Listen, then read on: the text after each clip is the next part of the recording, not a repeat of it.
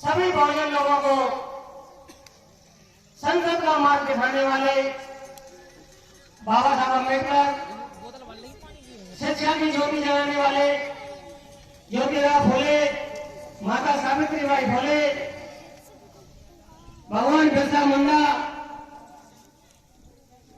एवं बहुजन समाज में जन्मे सभी महापुरुषों के चरणों में कोटि कोटि नमन।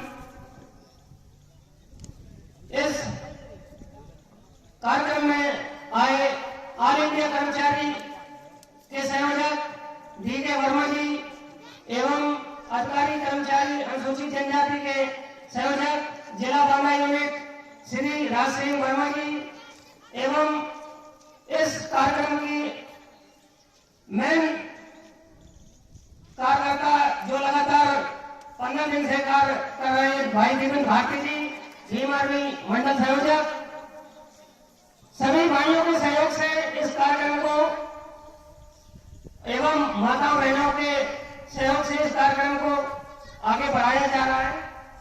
आप सभी लोगों की भागीदारी होना बहुत ही जरूरी है। यदि आप माताएं बहनें इस आंदोलन में नहीं होंगी तो आंदोलन सफल नहीं माना जाएगा। इसलिए माताएं बहनें हर घर से माताओं बहनों को आना जरूरी है।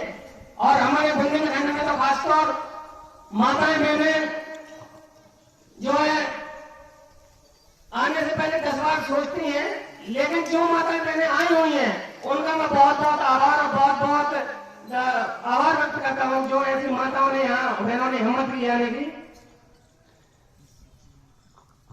जैसा कि आप सभी जानते हैं 26 नवंबर 1949 को हमारा संविधान बनकर तैयार हो गया था। इस संविधान को बनाने में 2 वर्ष 11 माह 18 दिन लगे, लेकिन कुछ लोग कहते हैं कि जो संविधान बनाया गया है वो कॉपी किया हुआ है। तो मैं ये बताना चाहता हूं लोगों को, ये कॉपी नहीं किया गया है।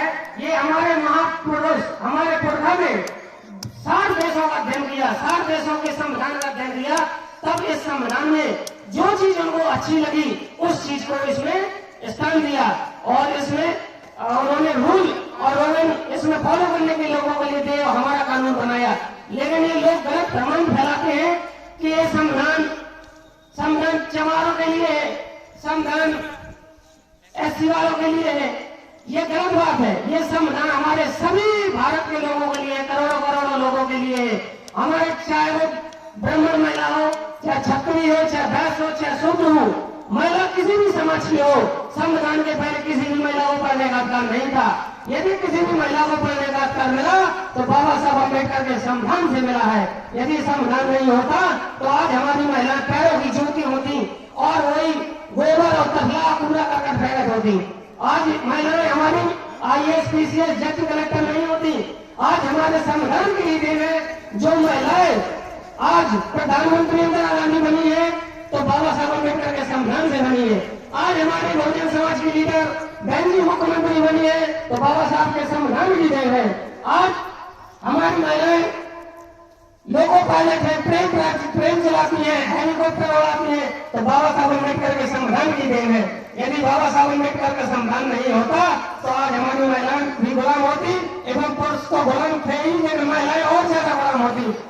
इसलिए मैं सबसे पहले चाहता हूं, यदि जिस समाज में महिलाएं शिक्षित नहीं होती वो समाज कभी आगे नहीं बढ़ सकता। इसलिए जितनी हिस्सेदारी पुरुषों की होती है उससे कहीं ज्यादा महिलाओं की हिस्सेदारी होना बहुत जरूरी है। यदि हमारी महिलाएं ज्यादा से ज्यादा पत्रकार होनी चाहिए, ज्यादा से ज्यादा एडवोकेट होनी चाहिए। यदि हम अपने हाथ अधिकार नहीं जानेंगे, यदि हम हिंदू कोड बिल के बारे में नहीं जानते हैं तो ये जो है हमारे पढ़ने लिखने का कोई मतलब ही नहीं बनता। आज हम लोग यदि हम लोगों को जब हम लोगों को छुट्टी चाहिए होती है, हमारी बहनें या माताएं जब जो है प्रसव गर्भ के दौरान होती है तो 6 महीने की लीव मिलती है। ये बाबा साहब अम्बेडकर हमारे संविधान में व्यवस्था बना के गए हुए हैं। ये किसी और की देन नहीं है, हमारे बाबा साहब की देन है कि 6 महीने का वेतन बैठे बैठे मिलता है और 6 महीने आपको छुट्टी भी मिलती है। तो ये बाबा साहब अम्बेडकर की देन है।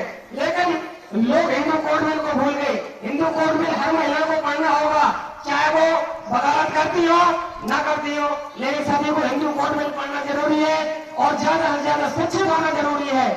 क्योंकि जो महिलाएं आगे पढ़ने लिखने का काम नहीं करेंगी तो वो जो है समाज गुलाम होगा, लेकिन उन्हें आने वाली पीढ़ी भी गुलाम हो जाएगी। इसीलिए महिलाओं को शिक्षित होना बहुत जरूरी है। और महिलाएं शिक्षित होंगी तो दो परिवार शिक्षित होते हैं, एक तो मायके वाला और एक ससुराल वाला। इसलिए महिलाओं को ज्यादा ही ध्यान देना होगा। हमारी बहनों को, हमारे भाइयों को मोहल्ला पाठशाला चलानी होगी, पेबैक सोसाइटी का काम करना होगा, छोटे छोटे पाठशाला चलाकर बच्चों को शिक्षित कर सकते हैं और आगे बढ़ाने का काम कर सकते हैं। क्योंकि अभी भी समाज में हमारे बीए में बच्चे हैं जो दिन भर अपना समय बर्बाद करते हैं। इसलिए मैं बच्चों से कहना चाहता हूँ कि मोहल्ला पाठशाला चला सकते हैं, 1 घंटा पेबैक सोसाइटी का काम कर सकते हैं, समाज के बच्चों को 1 घंटा दे सकते हैं। और जब हम एक दिया जलाएंगे तो करोड़ों लाखों दिया जल जाएंगे। इसलिए हमें ये काम करना होगा और सभी को मिलकर काम करना होगा। तमन्ना सच्ची है तो रास्ते मिल जाते हैं, तमन्ना सच्ची है तो रास्ते मिल जाते हैं, तमन्ना झूठी है तो बहाने मिल जाते हैं। लायक लोग रास्ते खोज लेते हैं और नालायक लोग बहाने खोज लेते हैं। इसलिए हमें खुद अपने पैरों पर चलकर खड़े होकर चलना होगा और इस आंदोलन को आगे बढ़ाना होगा। हम यदि दूसरों के गुलाम, दूसरों के चमचे, दूसरों के दलाल बने रहेंगे तो इस समाज को आगे नहीं ले जा सकते। इसलिए हमें अपने समाज को न बिकने वाला समाज बनाना होगा। जब न बिकने वाला समाज बनेगा तो न बिकने वाला नेता भी पैदा होगा, न बिकने वाला भाई भी पैदा होगा। जय भीम, जय भारत, जय संविधान। बहुत बहुत धन्यवाद।